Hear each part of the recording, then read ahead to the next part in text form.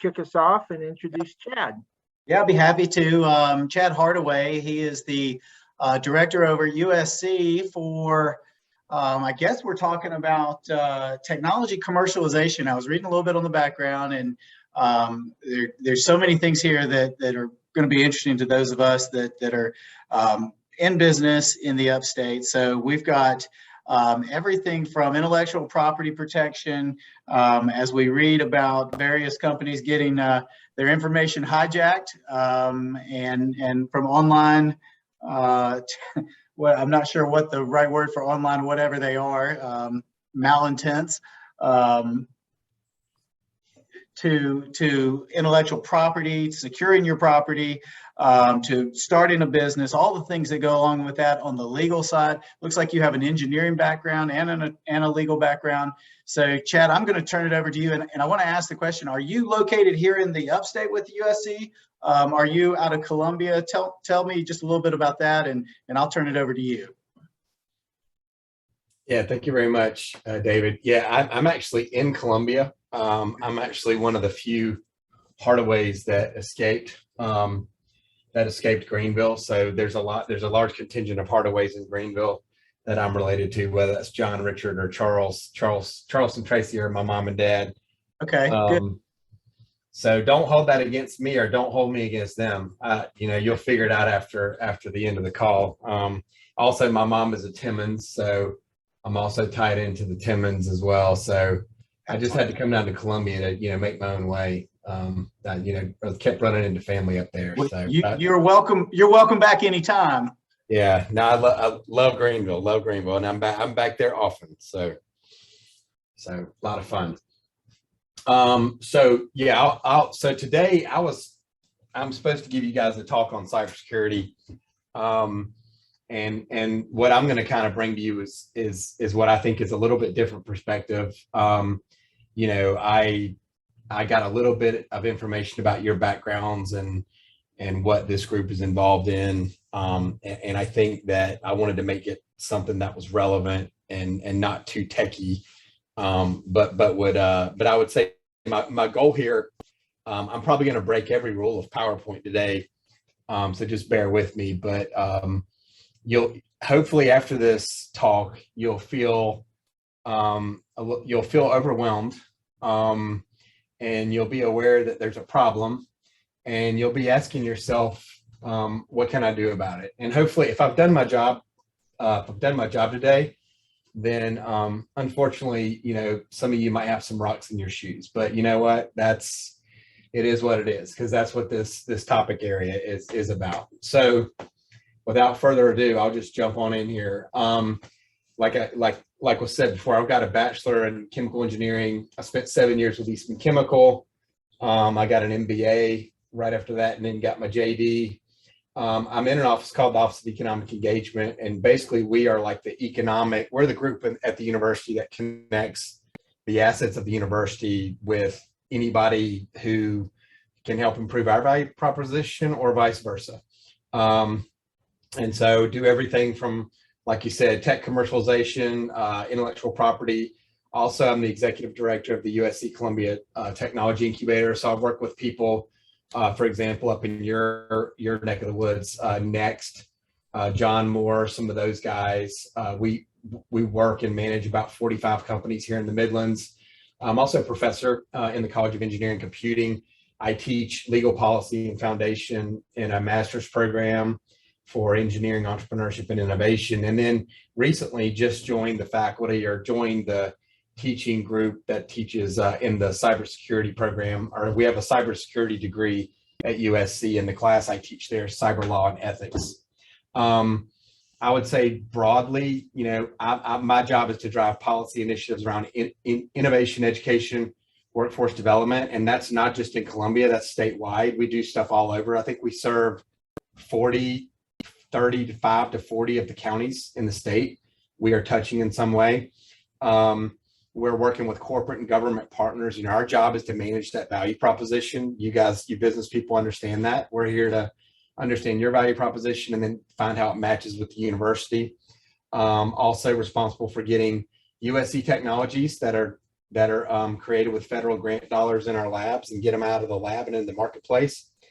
As I said before, I work with tech startups to form partnerships, looking for capital, and do things like that. And then lastly, I just always have to say, the reason why I'm going to be so scattered and people are like, you're really smart. And I'm like, not really. I just have a lot of ADD and ADHD, and as a father of 5 kids, I'm also a graduate of several therapy groups and interventions. So there's no way I've got any of this figured out, but I'm sharing with you some of my insanity. And I did put a picture of my my wife and kids up there just so you'd know that I've done at least one thing right.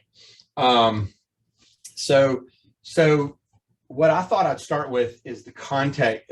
What I think is very important to understand when we talk about cybersecurity and why it's such a big problem is really we have to understand the context, and the context really comes from a very old school, not old school, but a very recent, in the last probably 10 to 20 years, understanding of how any business or marketing campaign engages their customers.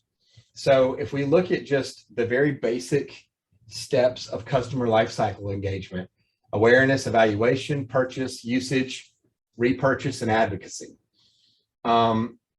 In the social media and tech world, what does that look like? Well, if you look at the awareness side, that's going to be your social media. That's going to be, you see SMS, you see email, website, webinar. For the evaluation, you see blogs, social, direct mail, e-commerce. On the purchase side, stores, websites, agents. For the usages from the internet and technology side, e-newsletters, text messages, communities, socials, social groups. If we look at repurchasing something, you're looking at e-promos, websites, or agents. And then finally, what I think is really critical in the world of a really critical aspect in the world of cybersecurity is this idea of that we don't want to just create, I would say back in the day, without technology and before the internet, we really just wanted to create customers. But I think today the goal really is to create advocates, or better yet, what I would call disciples. It's not enough for you to be a customer or buy something or purchase something or be part of a group. The social media construct and the technology construct that we have in front of us in our hands, with our phones, whatever, it's really built. The construct there is really not just for us to be customers. It's for us to ultimately be advocates. And I even would go stronger and say disciples, that, it's not enough if you want, a company doesn't just want you to buy their products and, give them your money. They want you to be all in. And if we look at what this looks like, on the left-hand side, your awareness, evaluation, and purchase, that's your business getting.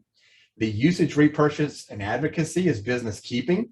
And as most of you probably already know, when we talk about spending money in your businesses, about whether, what do you spend more money on, getting customers or keeping them, the money you spend to keep customers is orders of magnitude less than the money you spend to get customers. And so that's one of the reasons why we see in the tech world and on our social media so much advocacy, so many groups, so many blogs and places where we can express opinions and things like that. And I promise I'm going to get to cybersecurity. This is an old quote: the savviest brands will begin to build small, highly engaged communities where they can learn more about what their audiences want, need, and desire. 10 to 15 years ago, I don't think many of us would understand this. I think today we absolutely do, especially in the political context.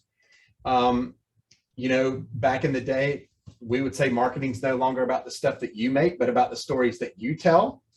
But really, with the advent of social media and technology, it's really about the stories that we tell, and then ultimately it's about the ones that they tell, that we get everybody else saying. All of you that have ever taken a sales class know, I've got a saying that says, it's not true until your customer says it. Whatever you think is true about your product is not true until your customer says it, or until somebody else says it. We see that day in and day out in marketing on Facebook and social media. We also see today a tremendous trend because now, once again, we all got phones, we've all got watches or things like that. There's so much data out there. These companies today know how to take this data. They know how to understand it, process it, get value from it, visualize, communicate, and turn that into action. If anybody on this call is with a business, you know, that sells a product or a service, you know, this is absolutely what you are wanting to do. I want to say that before this call, Justine and I were talking, and Justine was like, hey, we're just starting to use geotags or geofencing. So once again, these are fantastic technologies. They help you spread your message. They help you sell your products and services, you know, but I'm harping on this because this is the construct where cyber and cybersecurity and the cyber people live. This is what gives them, this is why they're in this space, because of the high amount of value here. As we all know, data beats opinions. And I would say the biggest advent and one of the biggest things that's changed the landscape in cyber and cybersecurity has been the smartphone. The smartphone has made all of us cross-channel. It's given us, for any of you that hold a phone, there's like 1,000 different ways, depending on how many apps you have. There's 1,000 different ways for marketers, good guys or bad guys or whoever, to get to you, to get your information. If you just look at this phone, you can have email, text. Yes, it can be used as a phone. You can make phone calls on it. You know, I have to tell my kids that. You can do web searches. There's social channels. There's social reviews, education, idea videos. There's all kinds of stuff we have on our phones. And most people, especially those who didn't grow up with this stuff, we look at our phone as this wonderful utilitarian thing. The way that marketers look at it from a digital perspective is they go, hey man, if I can have 10 campaigns, 4 channels and 4 lines of business, I can hit somebody with 160 digital strategies to implement, support, and evolve my selling my product or selling my service. They could do that in a day. For those of you, you know, let's go back before technology. How did we market? We marketed in the newspaper. We marketed, you sent stuff in the mail. You may have had a website, but this phone, what phones have done, and with the convergence and the cross-channeling of all of these different apps and functions, we are now bombarded with that. And most of us feel that. Most of us, we have to put our phones down, whether it's good news or bad news, or it's that pair of shoes that you want to buy and you don't want to tell your wife, you know, or it's golf season. So for the guys, it's golf bags. Like it's the golf bag you got shipped to your office that you're like, oh man, how am I going to explain this one? I'll just have to wait till my birthday. Maybe I'm the only one that does that. See, here's my Gamecock golf. So I'm preaching to the choir here, guys. So let's just look at what this looks like. And this is my context for what cybersecurity is about. So let's look at Stacy. Stacy's 29 years old, married. She's got a 5-year-old daughter, 2-year-old son, elementary school teacher. She's a catalog customer for a cookbook, Facebook fan, not a current subscriber to this cookbook. She's got a monthly neighborhood knitting night, which is just a reason for her and her friends to drink wine and catch up on their spouse while their spouses watch the kids. And the local store where she's going to go to buy a cookbook is 23rd and Flanders. Today, at this point, nobody knows this information about Stacy. So let's see what happens. She buys a heart cookie cutter set because she's making cookies for a class. She types in a URL for a landing page and is redirected to their social page on Facebook. So she types in the URL. Guess what? When she does that, guess what they get? They get her IP address. They know where her computer is or her phone. She goes on Facebook. She enters her email address to see if she can win a cookbook because she likes this company, Get Fresh. She enters her email. So now they have her email. She enters the contest, selects the option to opt into messages. Every time you guys download an app on your phone, what do you get? It says, hey, will you enable notifications? When you hit that yes, you are doing exactly what Stacy just did. You're opting in to not only allow that app to contact you, you're opting in for that app to actually see your data, including at sometimes where you live, where you go, Many of you might look down at your phone and it might say, hey, this app's been tracking you. Do you still want to use it? And you're like, well, how did this happen? Well, when you say, do you want to allow for opt-in messages? That's what you're doing. So let's see what happens. She enters the contest to the Get Fresh cookbook. The company people on the digital side drop her into the cookbook section of the website. And yes, this happens. She browses the items. She even adds the Fresh and Fast cookbook to her cart, but she decides not to purchase. How many of you have ever done that? Put it in the cart, but never purchased? Yeah, all of us have. So what happens? Well, customer intelligence engine. This is your algorithm. This is the Facebook algorithm. This is your marketing algorithm. The customer intelligence engine triggers a remarketing message for the Fast and Fresh cookbook and says, hey, this book's looking for a good home. You put it in the cart, but you didn't take it. So, we're really lonely right now. Please take us home. So this is the mantra on the marketing front. It's okay to be a little creepy, but it's not okay to be really creepy. Because in a way, what I'm showing you is kind of creepy, because Stacy started with buying a set of cookie cutters at the store. And now they've got her IP address, they've got her email address. They know a little bit about her buying habits because she put it in the cart, but she didn't pull the trigger. Well, guess what? They send it again, and they send the note again, which many of us have done, right? You look at one item and you get the first one and you're like, yeah, I'm not buying that. And then you get the second and third one, but just in enough time for them, for you to think it's like a friendly reminder, not like a creepy reminder. So she reads the email and accidentally deletes it. But she wants to buy the cookbook. So what does she do? Well, she messages the chat bot. I accidentally deleted my coupon. Can you help? Sorry to hear that. We would resend the email to you. Let us know if there's anything else we can do. If she did this from her phone, they've got her phone number, and they've got probably a ton of information from her phone. She gets the cookbook. After she gets the cookbook, what do they send her? Review your purchase. She reviews the purchase. She also gets invited to join a cookbook club. She joins and adds her mobile number to her profile so she can receive mobile alerts and local cookbook events. So let's go back here. They had nothing on Stacy. Now they've got her email, her phone number, her IP address, and they probably can track her location on her phone. Now, the good news is all they're doing is selling her cookbooks.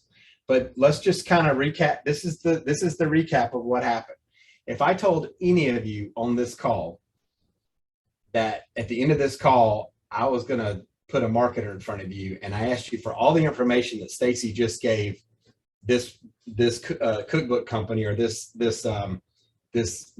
store, you would say, no way, Chad, that sounds kind of creepy. But yet we do this all the time, guys. We do this all the time. And you know what? In this example, she just bought a bunch of cookbooks. But this is a perfect example of how awareness, evaluation, purchase usage, repurchase, and advocacy, this is a perfect example of how this cycle works. And a lot of us, we get pulled into this all the time. And I think that marketing people figured this out a while back. And I think it's very powerful for marketing and selling goods. I think that's fantastic. I would even say, so what's the problem with that, Chad? For marketing cookie cutters, food, cars, electronics, it's great. But what if we weaponize this? What if we turn this into something else? So what does that look like? Well, number one, I'll tell all of you, if you have not watched The Social Dilemma on Netflix, please go watch it. Has anybody watched The Social Dilemma on Netflix? Okay. If you haven't, seriously, please go watch it. I make no money off of that. It's a good example of what I'm talking about today. So because of social media and because of where we are, the people behind the screen have a lot more power than the people in front of the screen. Most of us don't even have an idea who is behind the screen most of the time. and I'm focusing on a very narrow slice. This is not all encompassing. I'm not talking about the whole realm of cyber, nor all of the platforms that it can play on. I'm strictly focusing here on social media. And because these marketing lessons and these marketing things have been so effective and they've worked so well, and people have made so much money selling their goods and services and things like that, it's created these dilemmas in our society that we're seeing today, probably every day we turn on the news. So we have a mental health dilemma, we have a discrimination dilemma, and then finally we have a democracy dilemma. And once again, these are not exhaustive. It's just what I'm using for today. The mental health dilemma. It's already been shown higher social media use correlates with declines in mental and physical health and life satisfaction. I've got 2 teenage daughters, and I can vouch for this, that the stuff they see on social media, how it affects them. I mean, I've seen it, and especially through COVID. But so why do we keep doing this? Well, social media firms make billions of dollars by keeping all of us online as long as possible. Digital marketing firms can more effectively reach users, but also that can also indirectly lead to damaging mental health. Influencers are building popularity and prosperity while creating an augmented reality for their followers. If any of you follow, if you read your news and things like that, that there are a lot of people who have come to, they've become famous just by being a social media influencer. And there's also a lot of stories about a lot of those influencers, committing suicide or having, when this all goes wrong, it really does go wrong for them. So I'm going to show a quick little video because I want to be as multimedia as possible, about what that looks like.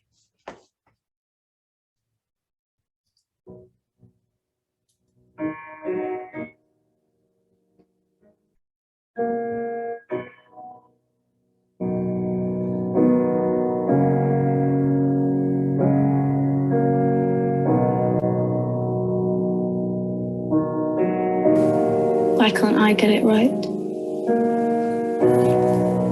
How do you get everything right so effortlessly?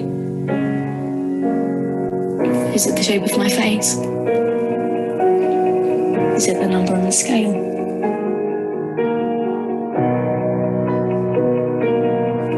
How do you think it makes me feel comparing myself to your highlights, to your best parts, the only parts we see?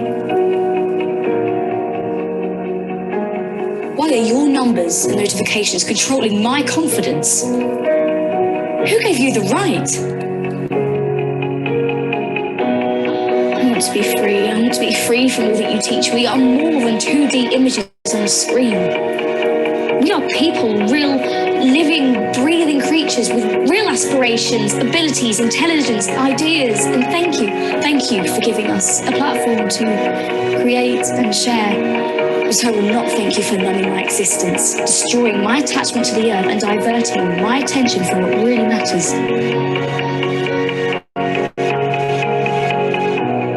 I was born to be more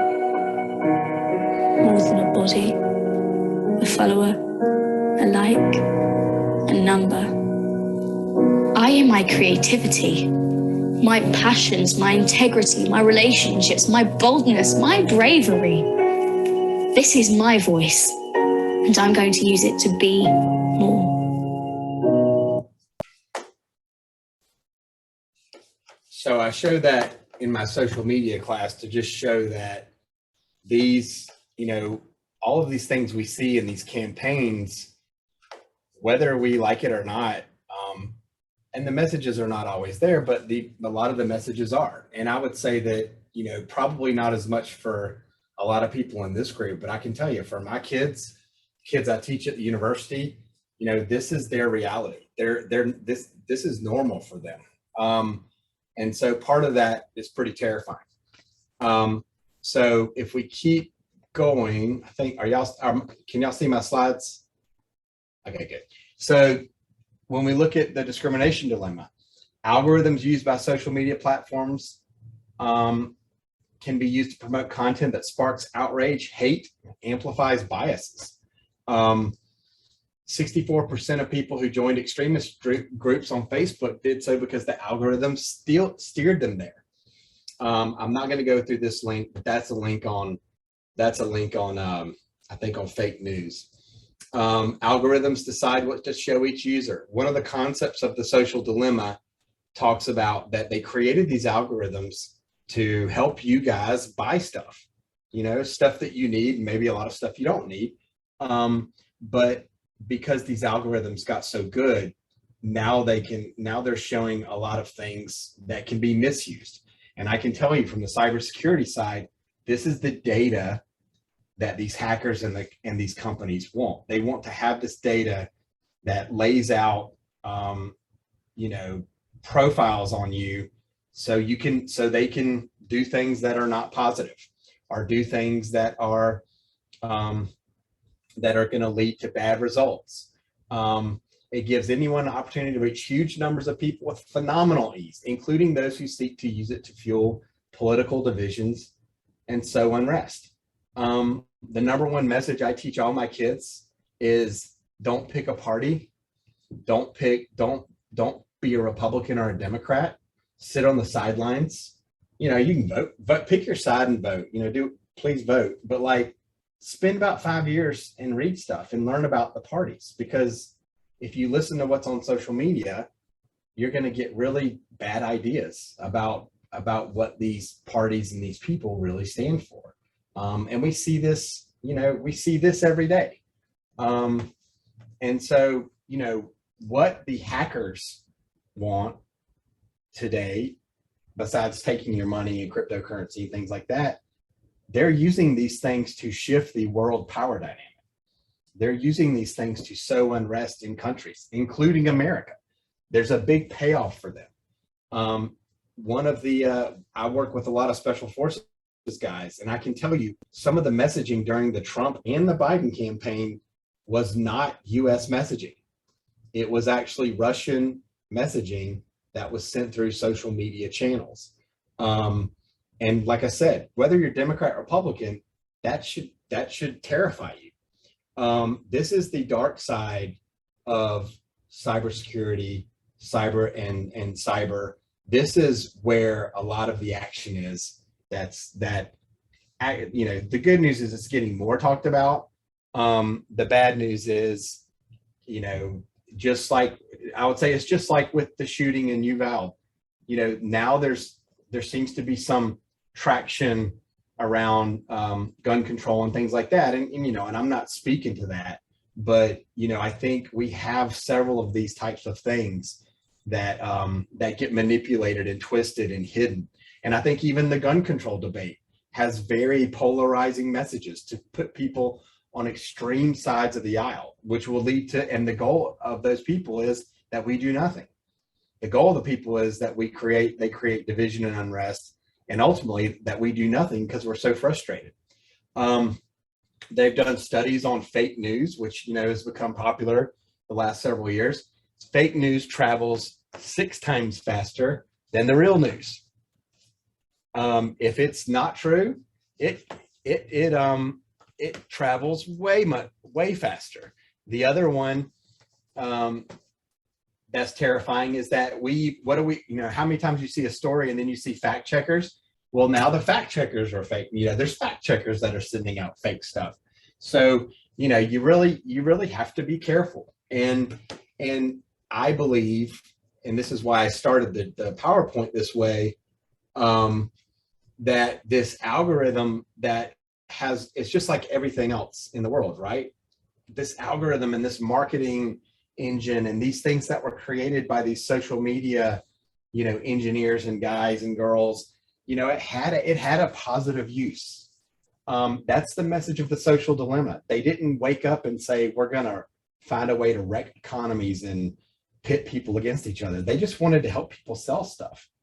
But today, this is where we are. And so if you look at, we have a very relevant example with Russia, Ukraine. I'm going to show you a clip real quick about fake news. That should also kind of give you some pause as well, about how hackers are using fake news in other countries to lead to like real war and real conflict. So let me pull that up real quick, and I'm almost done. So I appreciate you guys. I appreciate you guys dealing with me. Y'all must have had a big healthy lunch. So people are kind of missing a major element here. In his testimony, he was asked about, for instance, the effect that Facebook has had in Myanmar, in the massacre of the Rohingya there. It has played a critical role in mobilizing Buddhist opinion, in radicalizing Buddhist opinion, in creating an environment where you could have what amounts to something very close, at least, to a genocide and certainly to ethnic cleansing. And Myanmar is not the only place. I think maybe Philippe would want to comment on this, but in a lot of countries that are what you might call nascent democracies, countries that in the 80s and 90s were moving towards some kind of democratic opening, a conspicuous case would be Iraq after the invasion.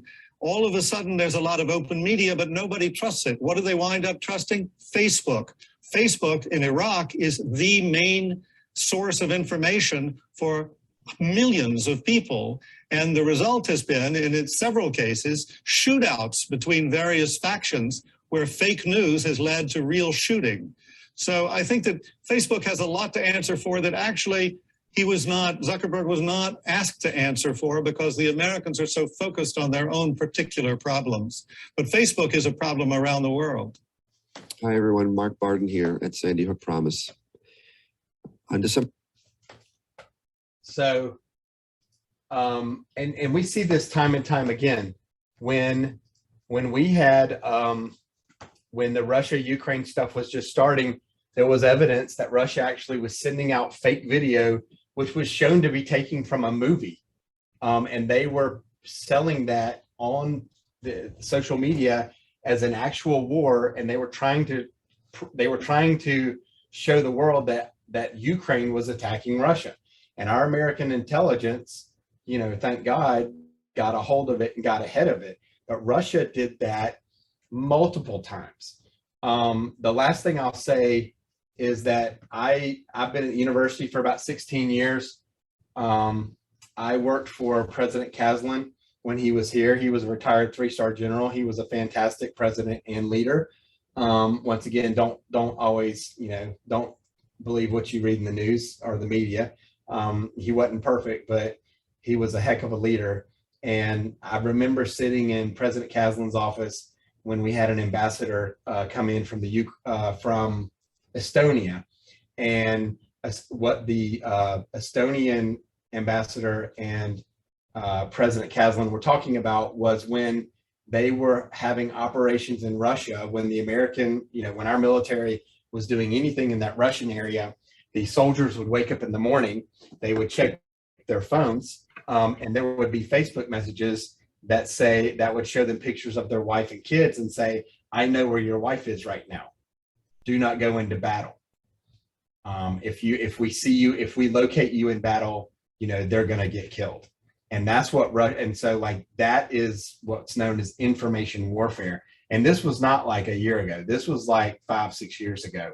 So, my talk today is, number one, to encourage you guys, hey, if you're not using all these tools to market and sell your products, then, you need to get on it, doggone it. But on the other hand, a lot of your pain and suffering, and a lot of mental health issues and a lot of other things are a result of this kind of social media and cyber attack, and this weaponization of weaponization of data and social constructs. And so, you could say, if we don't change these things, what really terrifies me is, for all of us on this call, even my cookie cutter example may have made you uncomfortable, because that's just not what you're used to. But like for your kids, this is normal for, they've never had a reason not to trust what's behind the phone. And so the real scary part, the thing that scares me the most, and I've had these conversations in my classes with, college students, is you're going to have a generation of humans that the phone is a defining factor in how they relate to each other and to the world. And if we don't fix or find a way to address these issues in this weaponization, we're getting exactly what we're seeing with young people, what we're seeing with shootings, mental health issues, a lot of extremism.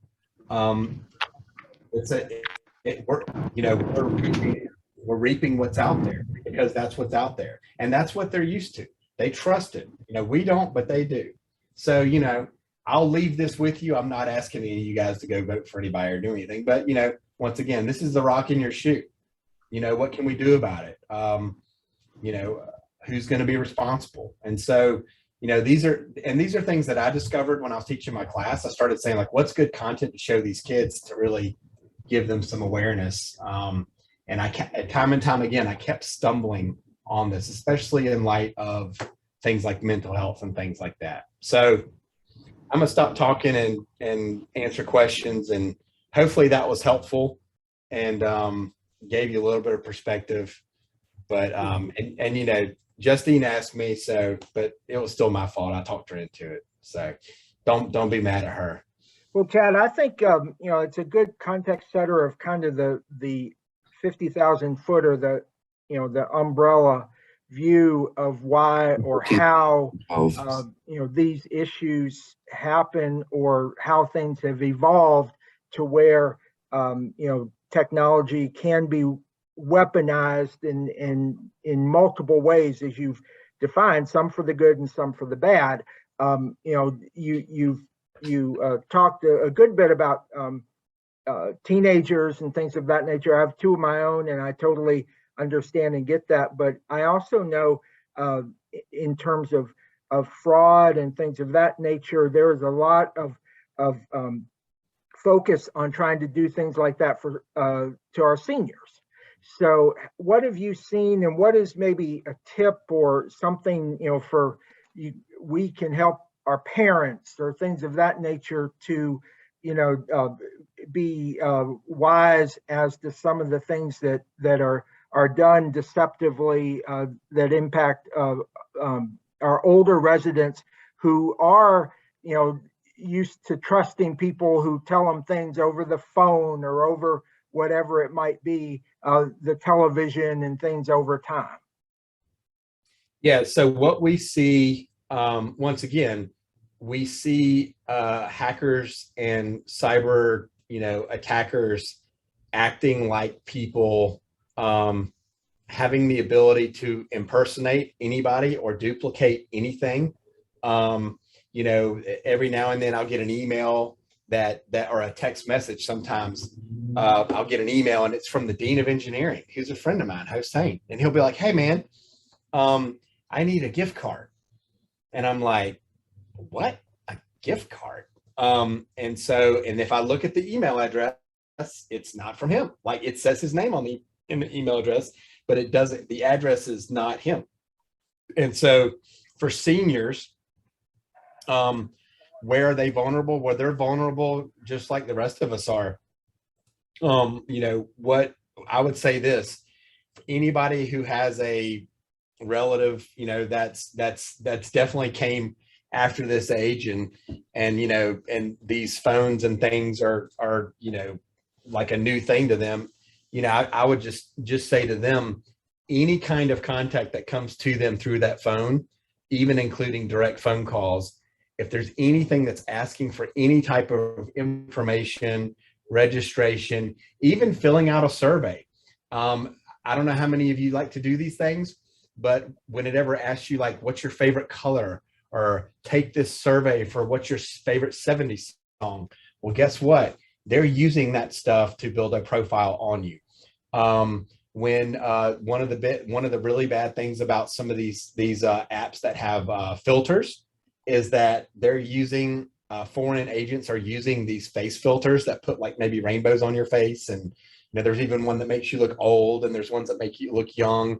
Those things are there for them to do things called deep fakes. So they can create virtual and AI versions of people. that don't exist. And so, you know, here's what I do. Anytime I get a text or a phone call that I think is from somebody I know, or Facebook, and this has happened to me. I've had a Facebook chat conversation with the guy who's the CMO of, you know, Canal Insurance. And I actually texted him on his phone and said, "Hey man, are you on Facebook right now?" And he wasn't. And I was chatting with a bot, and it was asking me questions, and it kind of caught me. The other one they'll do is they'll claim that they're Apple or Apple or Mac, you know, or Microsoft Windows, and they'll say your information's been compromised. They'll ask you to go to a CVS, get a gift card, and read the code to them, and they'll claim that's how you unlock it. Some of these people will call and they'll say you need to download an app so I can see the screen on your phone. And these are, you know, and I would say the real challenge here, somebody asks, is there anything we can do at the legislative level? You know, I would say the battlefield that we can all fight under, that I think everybody on this call can understand, is the battlefield of privacy. The battlefield of privacy is the one that everybody on this call can fight on and understand. You don't have to understand computers or phones, but I would say pushing for more privacy legislation. You know, if you go and follow, just take one of those YouTube clips that I gave you and let it kind of run to the next one. You'll see several clips of Zuckerberg and other social media people. And the thing they're really getting pressed on by the federal government is privacy, because one of the issues is if you guys go to the doctor, there's HIPAA. HIPAA is there to protect all your medical information. Well, there's no HIPAA for social media. There's no HIPAA for the information you share, you know, with a cookbook site. There's no HIPAA on, you know, whether or not, you know, Apple or Facebook, you know, they don't have liability for, you know, for whatever they do with that data. Now that's changing. And I would say there's a lot of people turning on Facebook. I actually was reading about an app you could download on your phone or on your computer that would click on every ad. That would click on every ad and everything that you ever look at. And the goal there is to say, well, I can't beat the algorithm, but I can make it worthless because they won't be able to tell what I like. So, you know, pick on, you know, I would say typically if it's coming, you know, don't click on links in text messages. Don't click on links in emails. Like, just don't do it. Your banking institutions and the people that are your service providers, they will not send links typically because they can't take the liability. If you get an email from Bank of America or a text from Bank of America, go log on to Bank of America separately or go through your known app. That's where they get seniors, is they'll send a text message and say, it's Bank of America, your card's been hacked, please click on this box. They'll click on the box, it'll ask for it's a fake front, and they'll ask for their username and password, and then they've got their information and they can go on Bank of America and have fun with credit cards. That's where we see seniors as well as other people. You know, if you guys get emails, anything that involves money, an invoice from somebody you didn't know you might have owed money to, you know, I say, you know, be multi-channel. If you get an email or a text message, pick up your phone or even your hard line and call that person and say, hey, did you send me a text or an email? But I tell my kids, like, don't click on anything. The other one too is if you have kids using your phones or your computers, you need to be careful what kind of apps they download. The apps, a lot of the apps that are built for kids are primarily there just to scrub data off your phone. You know, and they'll tell you, Mom, Dad, it's free. Well, yeah, it's free because you're giving them all your information. So one of the work. Yeah, go ahead. Obviously, you know, we could go on. I mean, there's so many different examples, and I always go back to what my wife says about this whole deal, which is if people would just use their powers for good instead of evil, imagine what kind of world we could live in. And you've described some of the people who are not, unfortunately, using their powers for good. And I think what you're more than anything else saying is we have to be diligent. And, you know, unfortunately, while those of us who have been around a while and maybe are learning and see things might detect it 99 times out of 100, that number is lower for people, maybe our kids or parents or things of that nature. And so the more things that can be done to support that, the better. We have a question from Yvonne. If you could answer this offline, we need to get moving with the next part of the program. But Chad, thank you so much for being with us and for sharing a little bit. I did want to mention, I put in the chat, we have another session on cybersecurity with Earl Gregorich and others talking about elements of cybersecurity, and the link is in the chat. Join us tomorrow morning. That's an in-person session. So again, Chad, thank you for this. And Justine, I'm going to turn it over to you and let you introduce our county speakers. All righty. Yes, I'm glad we're blaming Chad for the doomsday message instead of me. Thank you so much. That's super. It's just really fascinating and work we have to do, apparently. To something a little bit lighter, I did put a post for all of our upcoming events in the chat, and let's hear from, we'll do Amanda Munyon first with the Lawrence County Chamber of Commerce. She's got a couple minutes to try to encapsulate all the things they're doing in a couple minutes. Hello, Amanda. That's great. I like how you gave me that. Whenever you first contacted me, you said I had 5. So I think it said 3 to 5. You did. I know. I always round up. Always. All right. Sorry. So thank you so much for having me. For those of you that I haven't met before, I am Amanda Munyon. I'm the president and CEO of the Lawrence County Chamber of Commerce. I'm excited to hear about Mary Lynn. She's one of our Lawrence County people as well. We've got some really great things happening here in Lawrence County. There was a blog post that Justine posted today, I believe, on the website. So if you want to hear some more, I'm not going to go through and read the whole thing to you, but I did talk at a high level about what's going on in Lawrence County, because there's some just really great partnerships right now and a lot to be excited about. As far as the chamber goes, we recently hired a Keep Lawrence County Beautiful affiliate coordinator, and we are officially a Keep Lawrence County, no, excuse me, Keep is all these Keep America, South Carolina, but we're officially a Keep America Beautiful affiliate as of Earth Day. Very, very proud of that. So we have that new position in place here at the chamber, and we're actually hosting on the 24th of June here at the chamber office, and the title of that will be Tackling Litter in the Upstate, and that is the Upstate Connect with partnerships between TATT at the top and the Urban League. You can see that in a link that Justine sent out about the different events. So we've been working really hard in that area, trying to obviously pick up the litter, but then also figure out how to get to the roots of the problem so that we can stop the litter in our community. And I think that we're making great strides there and very proud of it.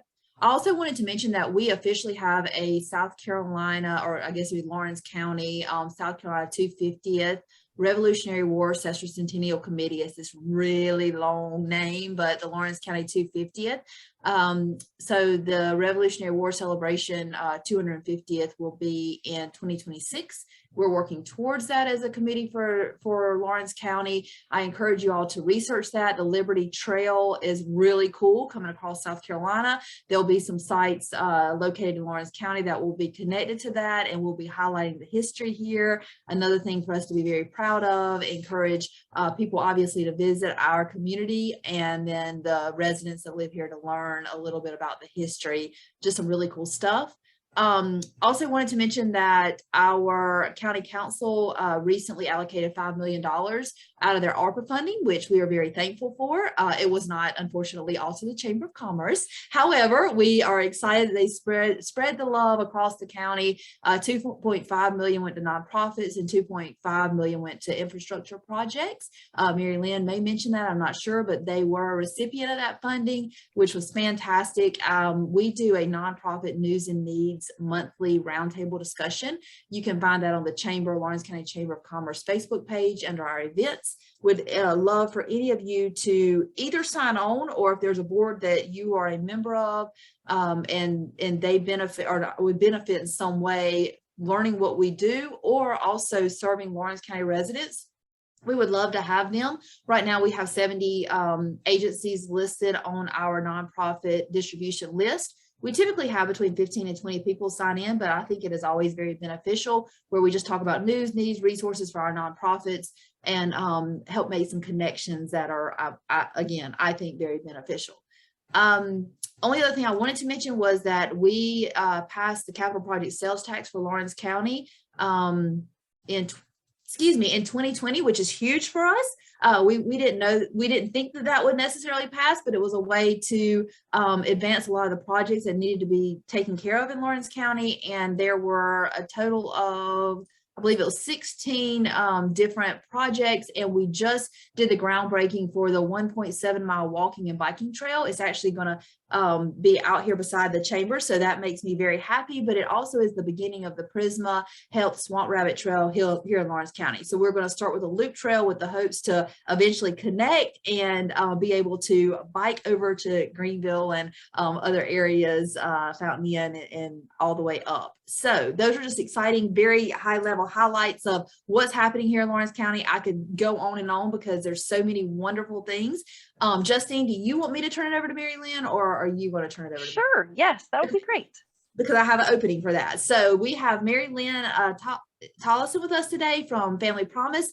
And we actually, the chamber, like many chambers do across the state, do leadership programs. And we actually have our Leadership Lawrence County graduation tonight. But Family Promise was originated from one of our Leadership Lawrence County graduating classes. That was their project in 2014. So I believe that I will now turn it over because I don't want to steal any of Mary Lynn's thunder, but it's doing great things. And I'm so excited that the chamber had a little tiny piece of the beginnings of that. So Mary Lynn, turning it over to you. Thank you, Amanda. And indeed, we are bequeathed to the chamber because out of the Leadership Lawrence group, there was a vision for Family Promise, and as a result, we are in 2 years of operation. In February, we celebrated our 2-year anniversary. Very excited about that. We are a shelter for families that are experiencing homelessness or housing instability in Lawrence County. I was a longtime, lifetime resident of Lawrence County, moved away after high school and college, and was away for 20 years, retired from state government, and decided to come back home. So I started the position here in December and am a lifelong resident of Lawrence County, but not during my whole life. So I'm back to be a part of this. So we're really excited with Family Promise. I'll tell you a couple of things I was going to share with you. We did receive the Arpa funding, $45,000. We're excited about that. We recently received $10,000 through the Kennedy Foundation, and we received also a $50,000 endowment from an individual. So we are utilizing all these fundings to help homelessness in Lawrence County. Now, you know, oftentimes when you think of a larger city, you don't question the fact that there exists homelessness. But in Lawrence County, you might think, oh, how does that happen, or does it indeed happen? And let me tell you that we receive on average about 14 calls a week for families that are experiencing homelessness or housing instability. When I say housing instability, we provide 3 areas of service. First, we provide prevention, and those for people who are saying, if I had, I'm unable to pay my rent this month, I'm unable to pay something, I have small children in my home, and would you please help me through the month? If not, I might find myself evicted. So that's the prevention arena. Then we have housing, and we do housing much different. We actually don't have a shelter. And so people ask all the time, how in the world do you have housing without shelter? We use a rotation utilizing churches. We have 40 engaged churches, either as a support or as a primary site. And those churches actually allow our families to spend the night in Sunday school rooms. So every 7 days, we move families. So right now, we're actually at our static site. We have one static site, But next week we move to Chestnut Ridge Baptist Church. We'll be there for 7 days. Then we go to First Baptist Church for 7 days. And we have 2 families in-house right now that we're serving. We have a great grandmother who's raising 2 small children, and we have another mother who is raising 2 teenagers. And so we have 6 inside our rotational shelter right now. And then finally, the part that I probably am most enthused about, because it's important that we help prevent homelessness. It's also important that we shelter people, but we sustain all of our clients up to a year following discharge from our program. So when you walk in our doors and you engage yourself in our program, you actually are going to receive services for up to a year. And we follow our families to offer budgeting, to offer parenting classes, to offer a lot of kind of things they need in order to get out of their standard practice of operation and learn new ways to budget and manage their money so that they can maintain adequate housing for long term. And so we make sure our families are as stable as we possibly can. We're excited to be a great part of Lawrence County. Lawrence County is booming and growing. We're excited to be a part of that. But with that boom and growth comes lack of affordable housing. And so we can't talk about growth when we don't talk about the fact that that leaves some people unable to meet the expenses required to maintain their home. And so Family Promise is here to do that. I will also share with you that we are in many ways a faith-based organization. We rely heavily among the faith community for our support. And when I tell people we have 30 active engaged churches, people are jealous that we have that much engagement. But our people in Lawrence County, and Amanda, I think, would vouch for this. When you say you have a need and you put it out there in social media, it doesn't take long and people are going to respond. And so I'm grateful to be in Lawrence County, grateful for the opportunity to share a little bit about Family Promise. And I have a personal goal as a new director who came on board in December to establish 10 members in the Directors 270 Club. Okay, so right now I already have half of those. So I'm seeking out 5 members who want to be a member of the Directors Club, and it'll only cost a pledge of $270 a year. Now you ask, why $270? Because it costs us $270 to keep a family in our shelter during their period of stay. So by donating $270 annually, you're actually helping us house a family for several weeks in our shelter. So if you would be interested, please give me a buzz. We're always, hey, that's what nonprofits do, guys, is always looking for the opportunity. So become a part of that Directors Club. Join me if you're interested. And thank you so much for the opportunity to share. That's wonderful. Thank you so much. Put your email in or phone number, whatever contact information you'd like, in the chat. And same with you, Amanda, if you'd like to. Thank you so much, ladies. It's always so enlightening and just makes me feel good to hear what you're up to in Lawrence County. We appreciate it.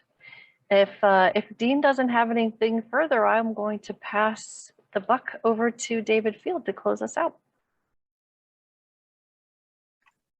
Great, thank you, Justine. And I'll just do a quick before we say goodbye.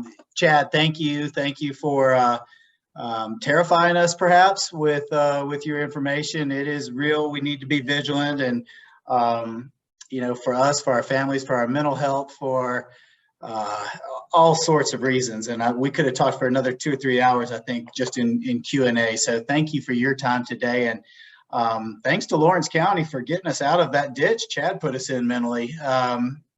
Really good things going on in Lawrence County. Marilyn, I hope Chad hasn't hurt your chances of getting some funding. If you try to go online and have people register, no one may click the link now, but best of luck and best wishes in your new role and all the good that you're doing in Lawrence County with Family Promise. So with that, we will close out.